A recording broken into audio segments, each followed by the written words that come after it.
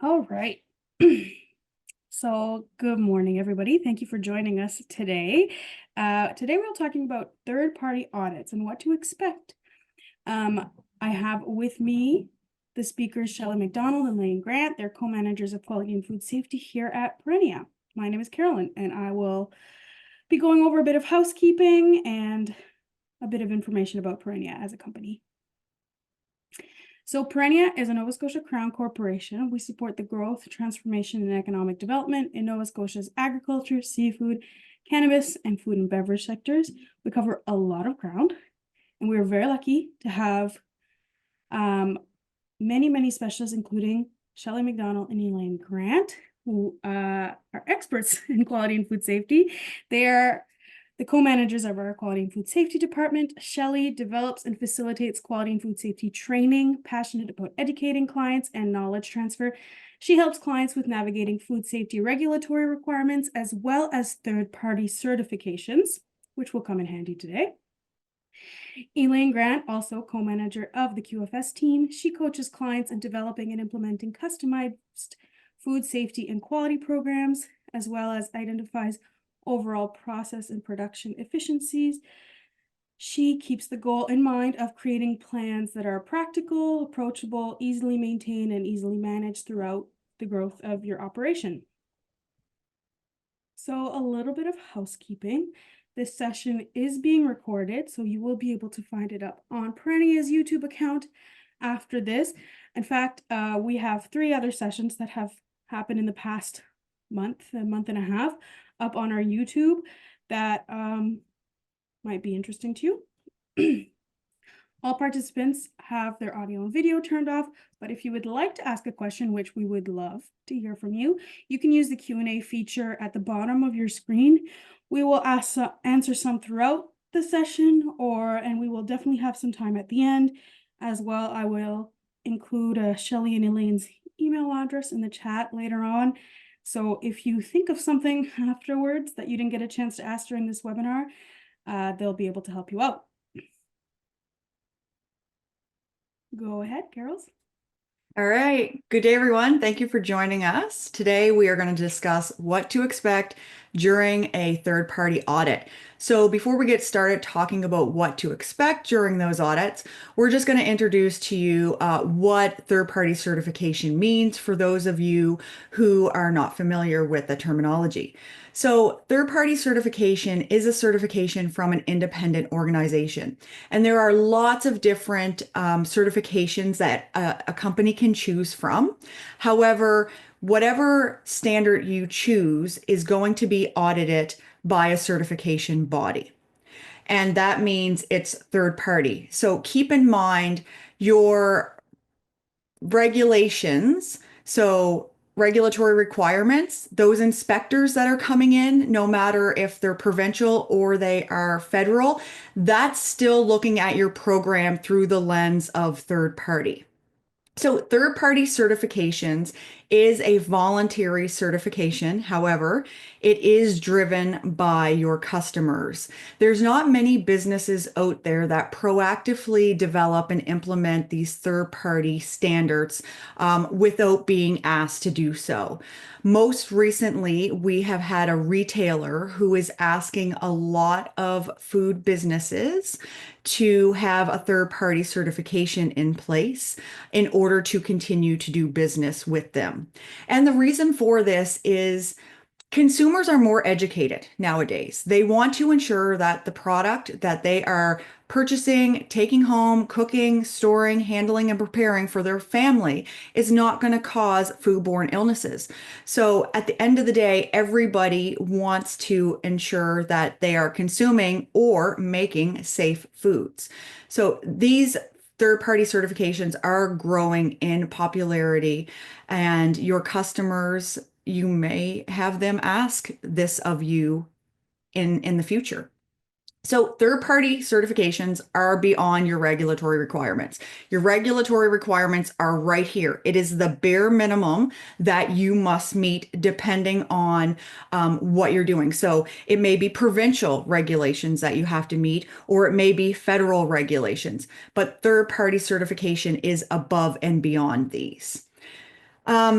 By having third-party certifications in place, it demonstrates a food business's commitment to quality and food safety, as there are a lot of things that you have to do to put these programs in place. There's costs associated with it, as well as other resources.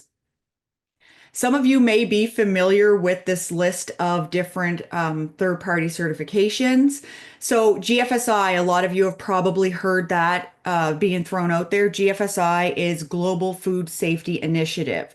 So the first few that I'm going to talk about here, Canada GAP, that's an example of a third party, or sorry, a GFSI. So the Global Food Safety Initiatives. Primus GFS, SQF, which stands for Safe Quality Food. BRCGS, Brand Reputation Compliance Global Standard. In the past, this was the British Retail Consortium. IFS, International Featured Standards, and then FSSC 22000, that's your Food Safety System certification. So this is basically ISO, but it's ISO for food production. And then there are other third-party certifications that are not global food safety initiatives. And some examples of those, NSF offers a supplier assurance audit. AIB International, they offer a consolidated standard for inspections for prerequisite programs and food safety programs. Some other third-party certifications also offer good distribution practices. So if you're a warehouse and you're storing product for folks, then you may have the good distribution practice certifications in place at your facility. So what are the benefits of third party? Because we know that there are costs associated with developing and implementing these. Well, one of the things is market access.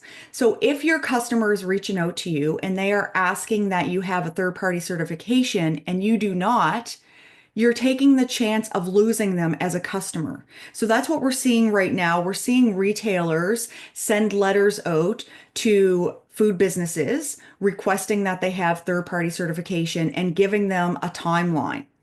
And if these companies cannot meet the timelines, then they are no longer going to be able to sell their products to this particular customer. So by having these third-party certifications in place, it allows that market access. It keeps you competitive.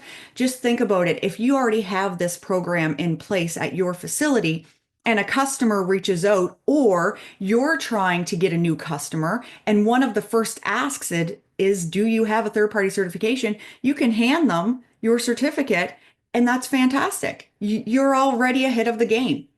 So it also allows for continuous improvement. And the reason for that are these programs are to be used as being audit ready each and every day.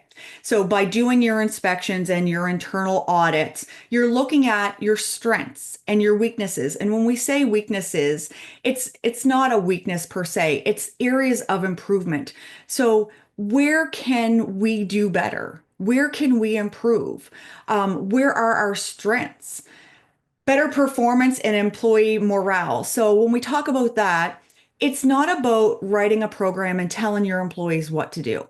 It's having them be involved right from the get-go. So when you are going to put these programs in place, it's important to sit down with the company and let them know why things are happening and involve them when you are developing these programs instead of just developing them and then saying, here you go, this is what we expect of you and this is what you're going to do. Involve them right from the start. By doing that, you're going to get buy-in from people on the floor, those that are handling and storing and processing and packaging your products.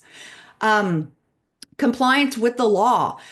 Many of these third-party certifications have a regulatory component piece to them where it says you must meet the regulatory requirements. And therefore, you're already meeting the bare minimum. Because like I said, no matter what you're doing, if it's provincial or it's federal, you have to meet. If you are processing, handling, storing food, you must meet the bare minimum, which is your regulatory requirements.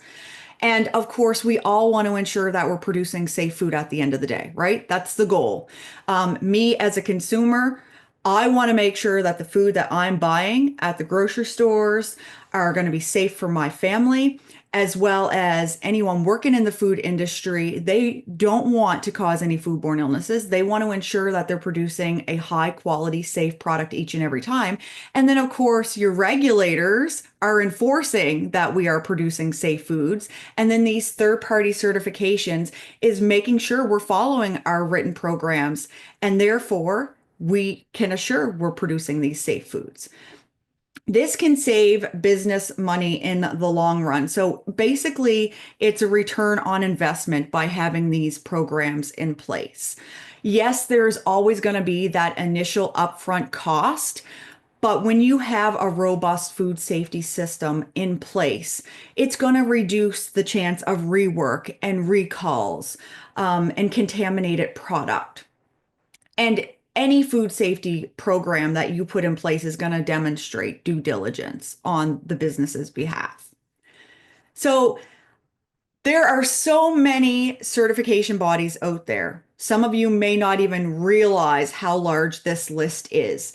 Depending on the certification that you choose, when you can go to their website and they will have a list of all the certification bodies that they've approved. So some common certification bodies used by clients and businesses here in Nova Scotia: NSF, Eurofins, Intertech, so that's SAI Global, DNVGL, AIBI, Meriu NutraSciences, TSLC, and then TUV NORD CERT.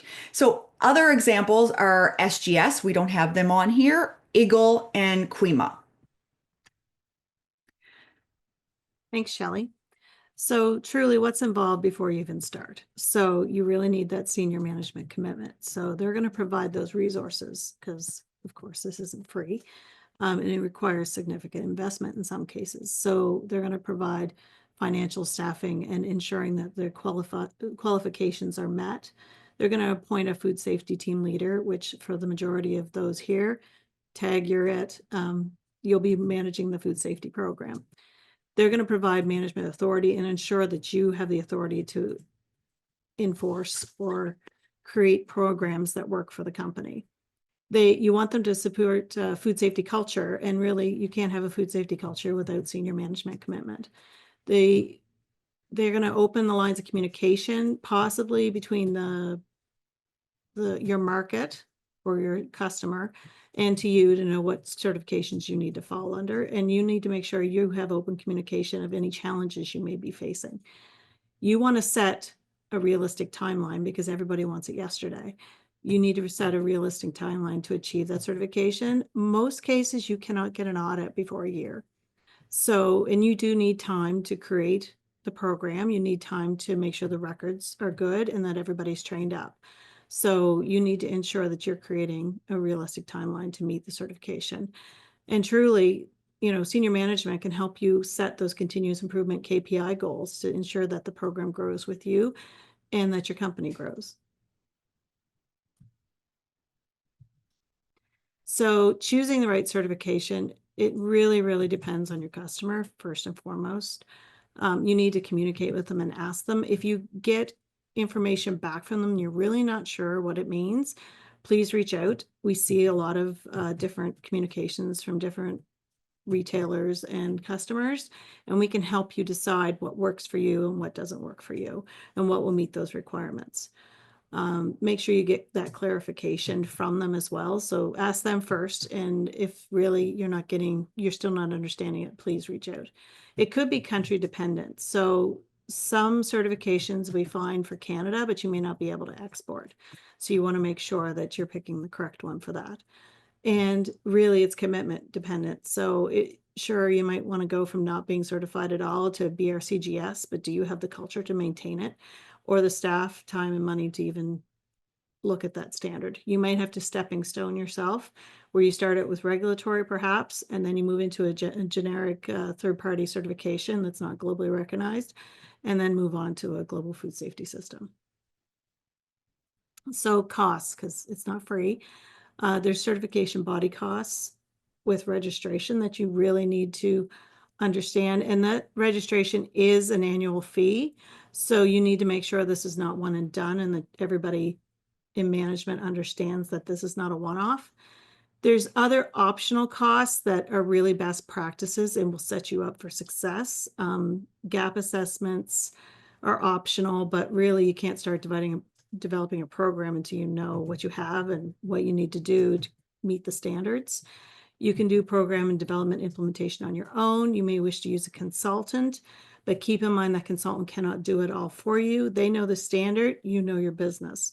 So it really is a cooperative development and implementation process, and you need to be able to maintain it. So you want to make sure that you're getting the best program you can possibly have and be able to maintain it moving forward. A pre-audit assessment is kind of like a pre-quiz. If you're used to university or whatever, you want to make sure that you kind of quiz yourself, go through your program, make sure everything is closed and ready to go, and that all your employees are all prepared as well. So this isn't the gap assessment can't be done behind the desk. Program development and implementation can't be done behind the desk, and neither can a pre-audit assessment. You need to go out in the facility and just walk through just like an auditor does, and make sure that you communicate things to employees and management and other staff members. So you're going to have a certification audit and expenses, and that again is an annual recertification. And you're going to incur that cost every year, and they're going to change and fluctuate. So you need to make sure whatever certification you choose makes sense financially for your business, and just do that homework and make sure you pick the right one. So other investments that are required are staffing. It's really hard to do. It's not impossible to do as a small operation, but you're going to need a full-time staff member to make sure everything's following along and everything is implemented correctly. You want to make sure you invest in initial and ongoing training as well. And that takes time, that takes knowledge, and you might have to hire that out to begin with. And maybe eventually, as your knowledge grows and your business grows, you'll be able to do that training in-house possibly for some of the basic stuff. You need time, an investment of time for development and implementation. You cannot do this off the side of your desk. You can't maintain it off the side of your desk. This is a daily event when you invest in a certification. You might need facility upgrades, unfortunately, and that's really where you need the management commitment come into play too as well, because really they're controlling the capital. So they need to be aware of what facility upgrades may have to happen. Same with equipment upgrades as well. Process line upgrades may have to occur. Regulations and new additions of standards do come out periodically. Next year, I think SQF comes out for a new edition. You need to make sure you're up to date on those program upgrades and make sure your program is continuing to grow, no matter the changes in your operation, the regulations, or the standards. And you may have to invest in some personal protective equipment. You should have that in place anyways, but that is a requirement for a lot of these third-party certifications. Elaine, can you think of a time where you've worked with somebody that you can give us an example of when facility upgrades would have been required to meet a third-party certification, or equipment upgrades, or even the PPE? Well, some people have not had PPE to begin with. Really, it's a workplace health and safety, and you should have that and invest in your employees and their safety to make sure everybody goes home safe every time. You may have to, the way your shipping door might happen right now is it's like just opens to the world and everything comes in off the ground, but maybe that will not meet your standard. You need to have the trucks backing up flat. You may have to invest in door bumpers, even build an alcove. I've had a client had to do that. They had to put an air curtain in to keep the bugs out. Those are the kind of significant facility upgrades that may have to happen. Oh, those are really good examples. Thank you for sharing that. No problem. So some other investment costs are definitely staff have to be competent and qualified. Training is really key. Talking about the program every day is really key. Those tailgate talks or toolbox talks, or even just starting out the week with an overview of some things they need to remember or any kind of pain points you're seeing. Invest in your employee hygiene and GMP training. Keep it fresh. This cannot be always just reading an SOP and letting them go. You really need to have that interactive discussion, because it does foster some education on both sides of the playing field. You want to make sure that your food safety system has a good general overview. You make sure that everybody knows how to complete the records and identify those corrective actions and fix them. as you see things coming in. So if people are filling out the records but not really properly, address it right away. Don't let it sit, because then you'll have months and months of records that are going to be in nonconformance. You want to make sure that job-specific training is done. So one of the tips I have from over the years is I usually rely on those service providers to come in and help jazz up the training. So they're not always listening to you. So if you're getting a new piece of equipment in, or you have somebody that comes in and maintains a pasteurizer, maybe have them go over a little mini training or something right on the floor. Same with sanitation. Sanitation providers do amazing training. 9 times out of 10, it's incredibly interactive. And same with your pest control as well. So it opens up that so that they're comfortable with these contractors coming in, and they're more apt to say, hey, I noticed this issue, this is going on. So you want to make sure you take advantage of those resources. You're going to have to invest in training for HACCP and CCP, control point monitoring. One thing I can mention is definitely metal detection. Have your metal detector rep come in and do that metal detector training refresher every year, and keep on top of it. And if you're noticing some issues or you have a new employee, make sure you put the focus on them to make sure they're totally comfortable with the equipment. You're going to have internal auditing training, and just even conducting your internal audit. That might be an additional cost where you can't be impartial and you really feel like you need an external pair of eyes on your program. That would be an extra cost. Any kind of technical training, like I mentioned, metal detectors, new pasteurizers, new equipment in general, that is training that you should definitely write down. So make sure you add that into your training program, that if you do that technical training, that you have a record for it, because that's not necessarily free, but it's easy to fill your training and make sure everybody is up to date.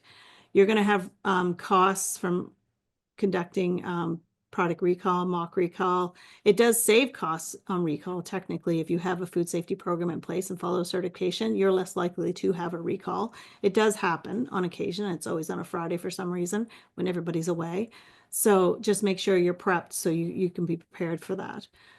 Food defense, site security, crisis management, and food safety culture, those are all like investments you need to make sure that your program is rock solid on.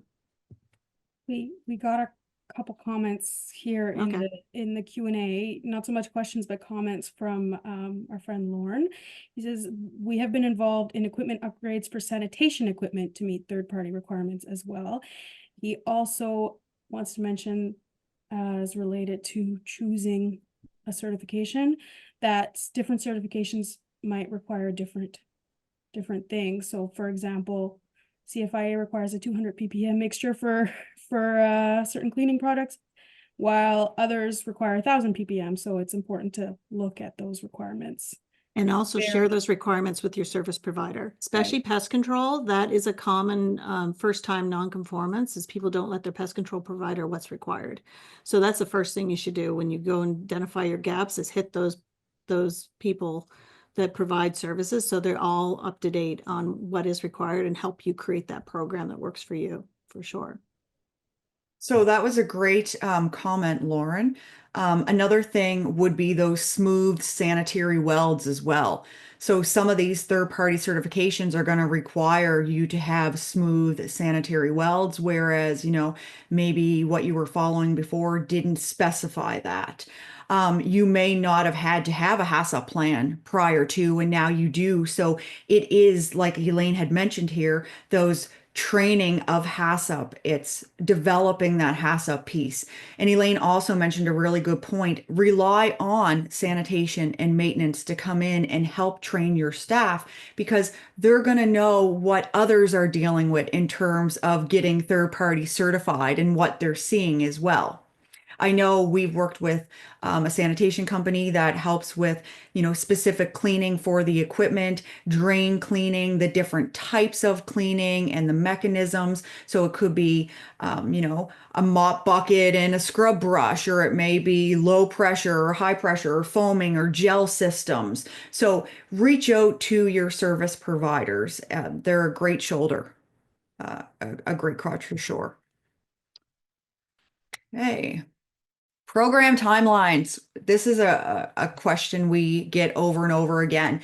Okay, the retailer has come to you, or your customer has come to you and requested you put a third-party food safety program in place. and they want you to have it in 3 months or 6 months. So what is a respectable timeline? What makes sense here? So we will tell you 6 to 12 months, but it's going to depend. So what is practical for developing and implementing a preventive control plan would be 6 months. That's practical. 6 months to implement a third-party certification, that is a very aggressive timeline. That means you are giving this your all. It's not 1/8 of your desk. You are putting everything into it to be able to meet a 6-month timeline.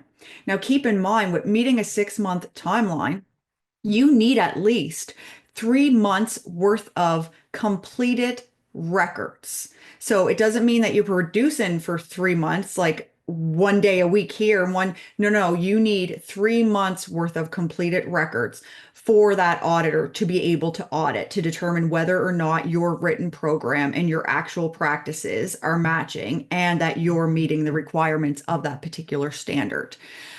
For a third-party certification, 12 months is more practical, especially the GFSI programs, so your SQF, your BRCs, and so on. With Canada GAAP, it can be less than 12 months, even though that's a Global Food Safety Initiative certification. No matter which certification you're putting in place, certification bodies typically request 3 months. We have seen some allow 2 months worth of record keeping, but if you don't have those records completed, what do they have to audit? So you do have to have that. And remember, no matter if it's a regulatory food safety program or it's the third-party certification that you're going for, each of these require you to develop all the prerequisite programs as well as the HACCP plan. So Elaine mentioned on the other slide that there's food defense and site security and things like that. The regulatory standard that you're meeting at this point may not require you to do those certain things like a crisis management or a threat assessment. And these may say, in order for you to meet, you need to include these things in your food safety program.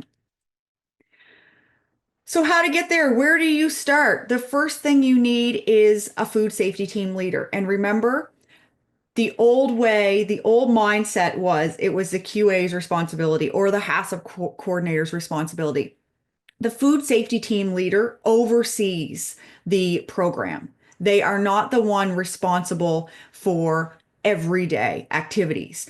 Everybody, it's a commitment, a company-wide commitment in terms of food safety. You need to have a cross-functional team. I mentioned earlier, it's not about developing these programs and then basically saying, this is what you're going to do. It's getting everybody involved so they understand what's being asked of them and they're giving their input. So you're meeting with the people, the boots on the ground, the ones that are processing, the ones that are doing the sanitation, the ones that are doing maintenance to be able to develop a strong, robust program.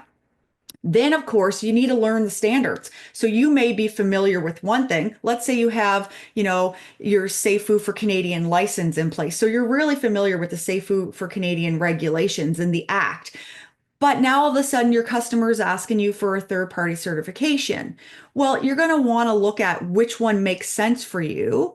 And then once you've chosen that particular scheme that you want to put in place, you need to learn it. And there's a couple ways of doing that. You can simply download the manual or print the manual off and go through that standard and read every single clause and requirement, or you may be able to attend training. SQF has training out there for the development and implementation. BRC also has training out there. So some of these certifications have training that are specific to them. And it's not necessary that you take the training, but if you're not familiar and you've never done this before in the past, it might be beneficial for you to take some kind of training. But if you're really good at reading documentation and learning that way, then that's okay too. Conducting a gap assessment, that's basically like Elaine said, it's like your little pre-quiz where you look at, do we have anything in place at this given moment? And if you don't, then you're going to be filling a lot of gaps. If you have things already in place, you may only have a few things that you have to add to, or maybe what you have written is just not strong enough right now to meet that certain standard or that clause that's being asked of you for that certification. So you have to add to that written program. And then, of course, it's that development and implementation piece. So after you've done your gap assessment, you've determined where you need to develop or add to your written program, you're going to start using it, making sure everybody is comfortable with it. With the implementation piece, it's looking at, okay, what we have written, is that what we're actually doing? And does that make sense here at our facility? And if it doesn't, then you're going to have to go back to the table and make some changes because that written piece has to match what you're actually doing. Train staff on practices and procedures. So the more involved they are with this process, the less amount of training you're going to have to do because you've involved them throughout the entire process. When it comes to HACCP, the CCPs, like Elaine mentioned a couple slides ago, if you are the operator of a critical control point, then you're going to be trained on those particular procedures, especially if you didn't have HACCP in place before and you didn't know what monitoring was, what critical limits were, what verification is, what you would do in a deviation situation, and so on. Conducting a pre-audit assessment. A pre-audit assessment is your last minute, okay, let's take a look at everything that we're doing before we're actually audit to see if we can identify any areas of improvement. Do you have to do a pre-audit assessment? No, it's completely optional, but it is in your best interest to take that last minute look to see whether or not, you feel really good about things. And then, of course, doing those internal audits or those reassessments. We had a webinar on that not that long ago. So by doing these things, you're constantly having conversations with your employees. You're seeing what's going on the floor. They are aware of the questions that's going to be asked by the actual auditor when they come in place because you're doing the same thing during the internal audit process. So just let me interrupt there, Shelly, for a minute. With Sure. Canada Gap, the self-assessment is actually the pre-audit assessment. I totally forgot about that. So make sure you do it. And it is really best practice, right, Shelly? Like people, and speaking from you and I, anytime we've personally done a pre-audit assessment, we always catch some. So, it's really important to do that gap assessment. It's super, super important to do that pre-audit assessment. And don't do it the day before. Don't do it the week before. Do it a month or two out so that you can catch anything and fix it before the auditor comes in, because that's a heck of a lot cheaper than waiting for a non-conformance. Yeah, and again, with doing the pre-audit assessment, it gives you a chance to identify any deficiencies. And if you know you can't correct it right away, at least you have a corrective action plan or corrective action opened and you're working towards that. It doesn't mean that the auditor is not going to give you a non-conformance for it, but at least they can see that you've identified that deficiency and you know where you have weaknesses and you're trying to improve and you're going to make those changes. So the steps to becoming global food safety, the Global Food Safety Initiative certified. So those are the SQF, the BRC, FSSC that we talked about, Canada Gap, the Primus GFS. The first thing to do is determine which one makes sense for you. These are going to differ, although they are all internationally recognized, there are differences to them. Some manuals are this thick, some manuals are this thick. So take a look, ask around. If you're a processor and you have a processor down the road, ask the one that they used and if it's working for them, what they like, what they don't like about it. Get some references from people. So, of course, the first thing you have to do is become familiar with that standard so that you're able to develop it and train your team on those programs. Conducting that gap assessment we already talked about. It's that little list that you're going to go through to see whether or not, okay, great, I have a sanitation program.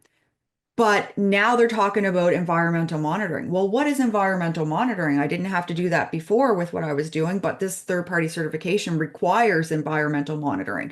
So those are some examples of where you're going to see whether or not you're ticking all the boxes, or you have to make some adjustments to the program that you already have in place, or you have to start from scratch, depending on where you are. Determining the scope of the certification. So this is also going to be determined by the third-party certification that you choose. Some of them will allow you to choose what products you want to have certified, whereas others will require you to have all the products produced in your facility certified. So it just all depends on which scheme you choose to put in place. Documenting and implementing the food safety management system. So again, Elaine mentioned you can hire a consultant to do this for you, or you can do it internally. It really doesn't matter. However, keep in mind that if you're not having ongoing conversations with your consultant, or they're getting your input, you may want to question that, because you are the experts and you know your product and processes better than anybody else. So you should be very heavily involved in the development of this food safety program. The last thing you want to do is pay for something and then not even touch it, have it collect dust on your shelf until it's audit time, and then pull it down, blow the dust off it, open it up, and realize, whoa, what's written in here is not what we're actually doing. So you want to make sure that this is a living, breathing document that makes sense for your facility. Once these programs have been developed, of course, training staff, but the more involved the staff are during the process, the easier it's going to be for everybody. The pre-audit assessment we already talked about. Then you have to register with your certification body. And it's not as easy as making a phone call and saying, we want an audit tomorrow. Sometimes it could be a year out. The good thing about choosing a certification body that has local auditors is that it helps save on some expenses as well. So you will see that list that we provided at the beginning were certification bodies that a lot of Nova Scotia companies are using. And the reason they're choosing those is typically because they have local auditors, and therefore, they may be able to have an audit sooner than later. But auditors are very few and far between, and they're spread very thin. And therefore, you can't just expect them to come and audit you tomorrow. It's going to take probably 3 months out for sure. And we have seen where they have to cancel and reschedule with businesses. So keep that in mind. And then, of course, you're going to be audited by the certification body once all these things are in place and that you've scheduled the audit with the certification body. So another thing is you're going to choose your certification body. The certification body will be the one choosing your auditor that they're going to send to the facility. And they're going to know what auditor is qualified in those certain scopes. So if the auditor is coming to a fish and seafood facility, they are going to have experience and be qualified in auditing fish and seafood. The audit process. So we did say the certification body is going to be who you're talking with in the beginning, but then once they appoint the auditor, it will be the auditor who sends you the email to let you know what the dates are and when you can expect them to be showing up at your facility. When they do show up, the initial process is they start with an opening meeting. So they'll come to the facility, they'll sign in your visitor's log, and then usually you'll take them to a boardroom if you have a boardroom. If not, a nice size office where you can spread all of that documentation out for them.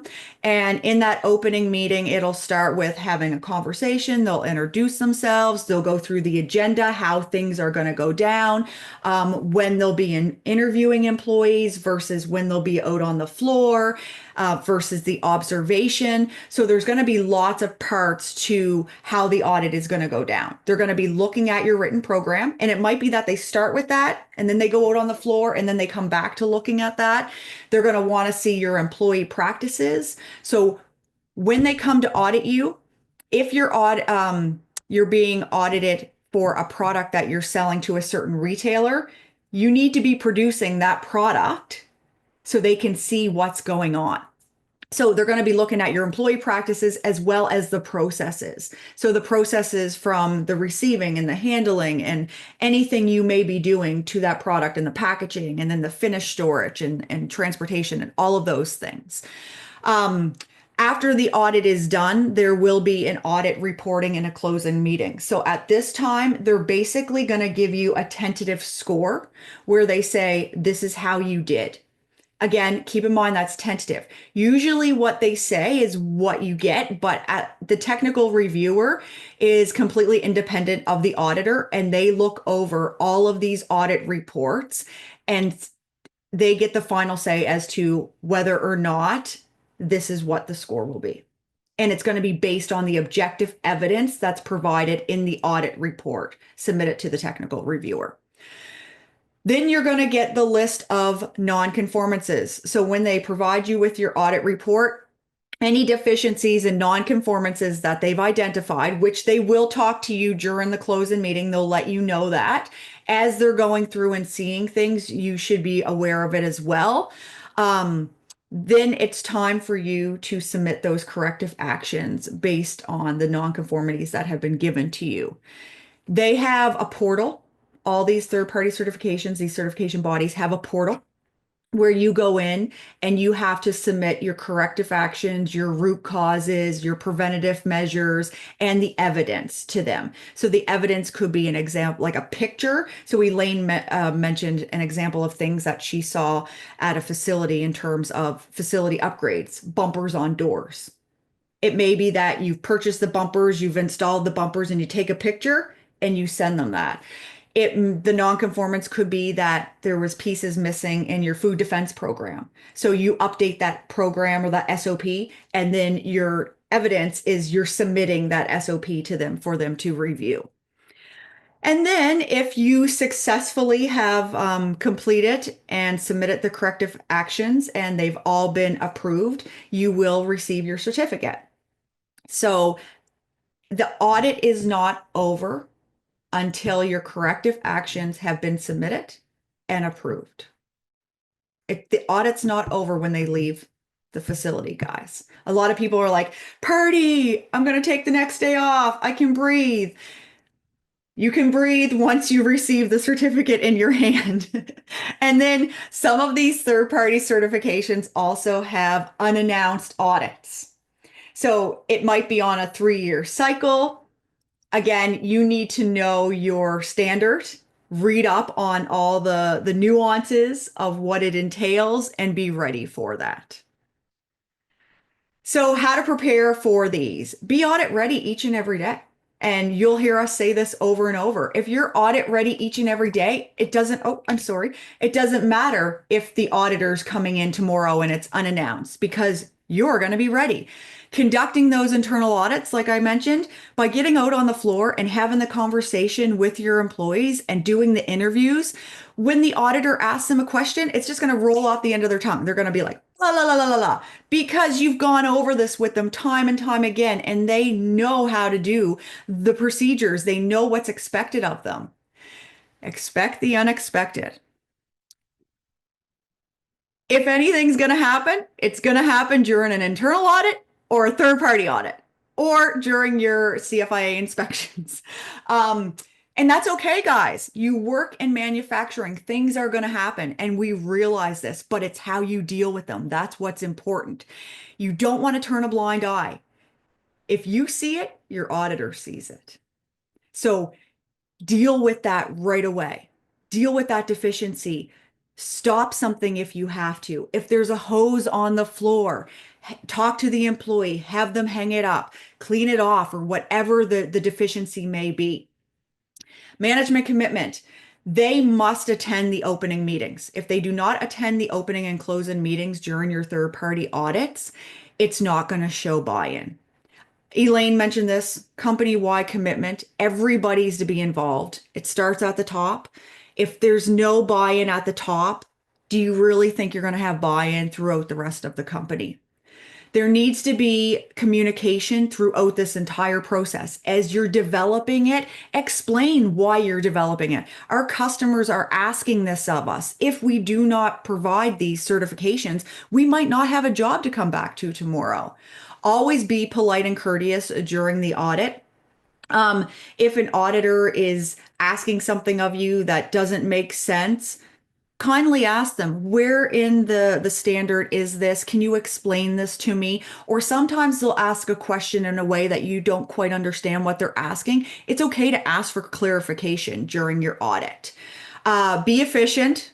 Have the documents ready. You can put them up on a screen if you want to. You can have hard copies, but make sure you're ready. Basically, they're readily available. Take notes during the audit so you remember. And nobody's perfect, guys. At the end of the day, no matter how strong your program is, there's probably always going to be areas for improvement. Last minute doesn't work. You cannot possibly be ready for an audit waiting until the last minute. Like we mentioned, audit ready every single day. So learn that standard well in advance and start your development early. You don't have to develop everything all at once. You can take the time to do it. Have a Gantt chart. Train staff as you go. Make sure your records are up to date. If you make a change to your record, remove the obsolete, replace them with the updated versions. And of course, ensure all items have been completed as per the written program. So even though you've just developed this particular program to meet a third-party certification, your water sampling will have to be done before the audit date. If you need to do environmental monitoring or product testing, it has to be done before the audit date. Sampling every single piece, every component of your food safety management system must be completed prior to the audit date. So conduct your internal audits and practice. The more you practice, the more ready you're going to be for these third-party audits. When you're doing your internal audits, remember, we talked about this the other day, an internal audit's different than your everyday inspections. It is a thorough assessment of what is going on. So looking at everything from sanitation to the competency and hygiene, the conditions respecting the establishment, meaning your waste, how you're handling the waste and the interior and the exterior, and then looking at all your HACCP plans as well, the process flows and the plant schematics and the way people are moving. Spread these out throughout the year and leave enough time to do the corrective actions. So we talked about expect the unexpected to happen during an audit. Just be prepared. Know how you're going to handle it and what you're going to do. Stay calm. Make sure you're addressing the issue. Speak to the employee in the department, the supervisor or the manager of that department. Give them clear directions to follow so that the auditor is seeing. An auditor may be looking this way, but they can actually see what's going on here and everywhere around that room, and document that non-conformance, those corrective actions. Have corrective actions in place as well as preventive measures. Oh, you're on mute. That's good because I lost my voice for a second. So with management commitment, you need to, just as you're going to prepare your staff on the floor, you're going to prepare your management team as well. So you want to communicate their responsibilities and make sure everybody's clear and there's no misunderstandings. You're going to train that senior management of what to expect. You're going to document that training. That's really something that people miss on that. Do document the training that you're training the owner, the CEO, and what to do. Communicate the non-conformances you find both internally and externally, because you open that line of communication, that's how things get better. If you keep it on your desk, it's never going to get better. Send any program updates or things that you know that the management team has to invest in order to meet the new standards. Make sure they're well aware before it even happens, before you have to implement it. Attend, especially with the SQF coming up, you really got to keep that in mind. Keep your ear to the ground and make sure you get on those updates so you can get things fixed or become compliant.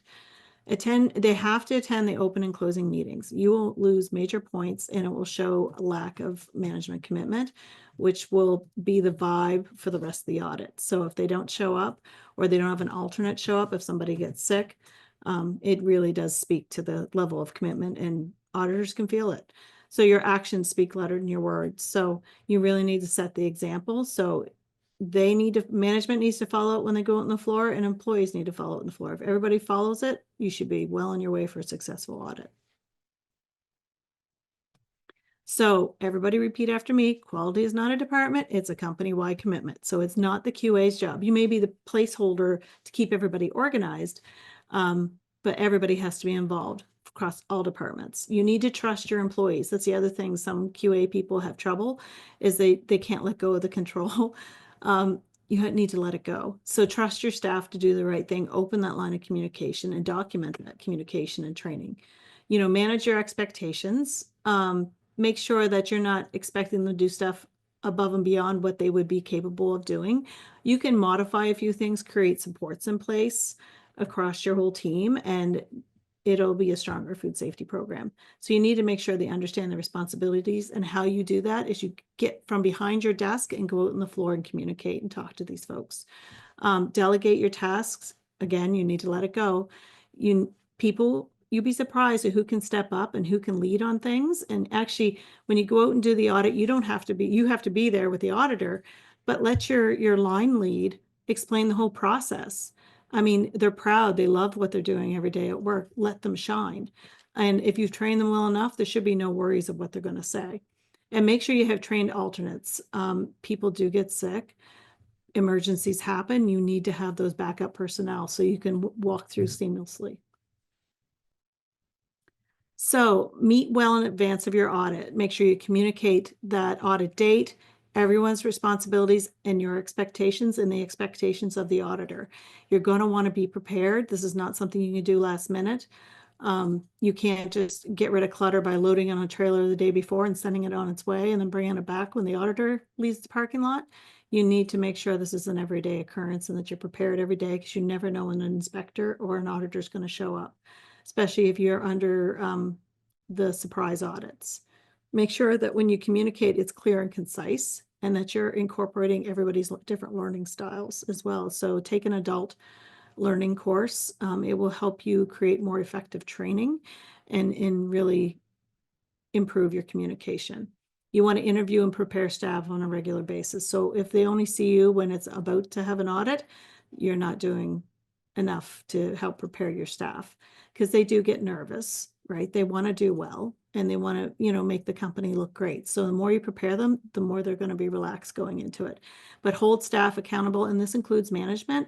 Everybody needs to follow the policies and procedures. And don't forget, though, to provide kudos. Like, make sure if somebody's doing something right, or if they come and tell you of an issue, you first and foremost say, "This is really amazing. Thank you very much for bringing this to my attention. How do you think we can correct this moving forward?" So if you get their buy-in and they become part of the solution, it's going to make everything and really make everything easier on you, and make your food safety culture much better. And share those audit results. Maybe you don't do the nitty-gritty with everybody on the floor, but you can say, this is what we did well, this is what we need to improve, and then here's our audit score. So again, with the auditor, like Shelly said, you need to ask for clarification respectfully. You cannot get defensive. Use the audits as a learning opportunity. Nobody is perfect. So if you don't agree with a finding, you can politely ask where it's found in the standard, especially if you've lost because some of the auditors jump around a little bit. So you want to make sure you're clear as to what part of the standard they're actually holding you to. They're not out to get you. They're there to collect and evaluate that objective evidence. So you can appeal audit results, and there is an appeal process. So you should be aware of that going forward. Sometimes you just have to drop. If you're butting heads, you need to just drop it and go to that appeal process after the audit. So be organized and on time for that audit. Don't be late. Ensure everything is ready to go and accessible. So in surprise audits, it's a little tricky to do this, but you kind of know the 2-month audit frame of, when the auditor is going to show up. So you need to make sure you're audit ready. So that's making sure that if having your alternates in place, making sure everybody knows how to find the policies online or find the binder. Electronic records are totally fine, but people need to be able to navigate and hand the auditor stuff. You can't just hand them a binder and walk away. Like, they need you to pull the information because they want to see how much you know. You're going to want to ensure key personnel and alternates are available, because that does happen, especially with a surprise audit. Don't leave the auditor unattended for a minute. Always make sure there's a point person on the auditor, because if you leave them, they're going to explore and then they're going to find more things that are wrong. It's Murphy's Law. It always happens. Bring all your documents to one location if you can. Make sure they have your undivided attention, and really know your process and products and your standards. So make sure you take clear notes, because I find if you're in a stressful situation, it does help you stay centered and avoid the panic. So clear and concise notes. What this does is help you communicate to people on the floor and management afterwards. It is a learning opportunity. You do not want to lose those opportunities of improvements. They may not write them down, but sometimes they let them pop out in the conversation, the auditors do, and you want to grab those, because that's a tip for next year. So it's impossible to remember everything. No matter how good your brain is, you're going to forget, because it is a stressful situation. And have your standard ready and follow along. And if you lose your spot, just mention where are we at here on this, and they'll let you know. So 100% score is rare. People have achieved it, but it's incredibly rare. So it's not going to be perfect. You're always going to have something that you have to improve. You want to look at those as continuous improvement opportunities, and mistakes happen. So in an audit, if a bird flies in, you're going to have a heart-stopping moment, but what you do after that and how you control the risk, that's going to reflect in your audit. You may still get a non-conformance, but maybe it won't be as major. So it just depends on the situation and what actually happens. Machines are going to break down. Things are going to happen. So it's just how you react and control the risk is really, really important. Don't hide non-conformances. Please don't load the trailer up. It's very, very disheartening. And they just know. Auditors get a feel. They know. And don't take it personal, because you're not the one person controlling this audit. It's really a team effort. And you're going to learn and do better next time. And the more audits you undergo and more inspections you undergo, the better of a QA person or a team you're going to be. And correct those corrective action reports as soon as possible. You want to make sure you get right on that, even the next day. You want to make sure you're on it. So the audit isn't over. Like Shelly said, when the auditor leaves, you might want to take a giant deep breath and go home. But the next day, there is work to be done. So don't leave it to the last minute, because a lot of people get caught in that trap, and your non-conformances don't get accepted. And then there's extensions, and then your certificate's delayed, and it's just a big mess. So make sure that when the audit's complete, you get right on it. And close those non-conformances. Make sure you have a full root cause analysis, include your team in that as well. Make sure that, once all that's done, you get your certificate and you can pass it on to your suppliers after that. And you have to be audit ready every day. And if you are, this will be a lot less painful process. So certification databases, this is the commonly asked question for us.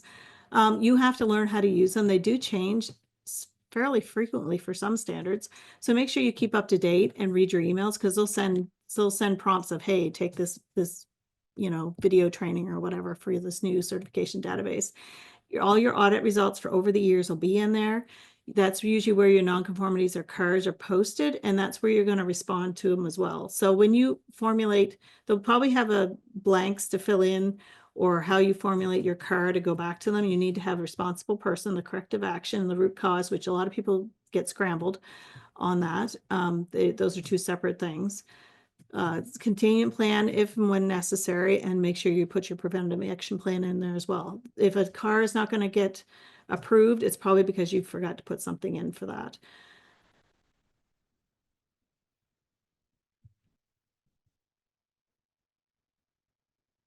Well, thank you, Elaine and Shelly. We are running out a bit of time, but we don't mind taking a few minutes. If someone has some questions, you can pop them in the Q&A section as well. I will put Elaine's email here and Shelly's email, so that if you think of something later or you don't want to discuss it here, feel free to send it to them, and we'll do what we can.